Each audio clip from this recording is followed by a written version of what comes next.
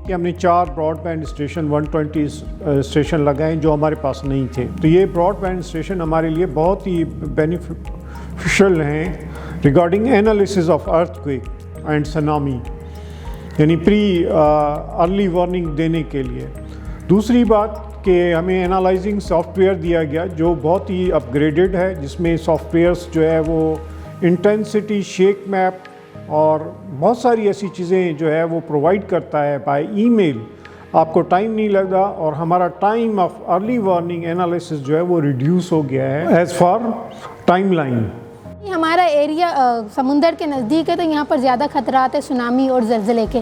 ठीक है, जब ये स्कूल बनाए मजबूत है ताकि अगर कोई अल्लाह ना करे ऐसा हादसा होता है तो कहीं पे सेफली तो हमें अपने आप को प्रोटेक्ट करना होगा ना। पहले तो अगर हम यहाँ की बिल्डिंग देखी जाए तो पहले बिल्डिंग बहुत खस्ता हाल थी, लेकिन जब यहाँ पर काम हुआ फिर उसके बाद ये है कि बिल्डिंग मजबूत हो गई।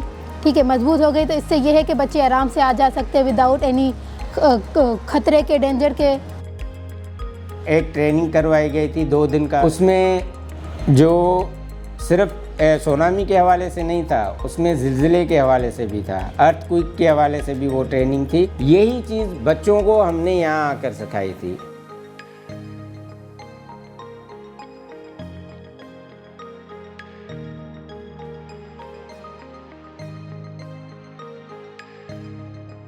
पाँच सायरन सिस्टम इंस्टॉल किए, एक गवादर में, एक पसनी में और एक मलीर वेस्ट में जिसको हम केमाड़ी कहते हैं, और 2 जो है मलीर ईस्ट में जिसमें इब्राहिम हैदरी और रेडी गोट।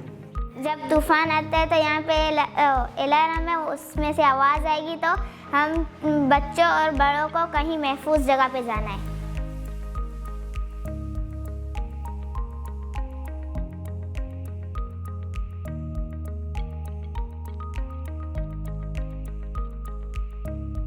शेल्टर होम का देखो सबसे ज़्यादा फ़ायदा मैं समझता हूँ कि हमें है और सबसे ज़्यादा फ़ायदा स्कूलों को भी है, क्योंकि अक्सर इस तरीके से सुनामी या सैलाब या कोई भी बारिश के हवाले से मसले मसाइल होते हैं, उनको ये लिहाते स्कूलों में। अब शेल्टर होम बन रहा है, 2 बन रहे इब्राहिम हैदरी में, तो सबसे पहला फ़ायदा डायरेक्ट स्कूलों पे जाता है, क्योंकि अब स्कूलों में नहीं लेके आएंगे, ये क्या करेंगे शेल्टर होम में उन फैमिलीज़ को शिफ्ट करेंगे जो समंदर के नज़दीक है।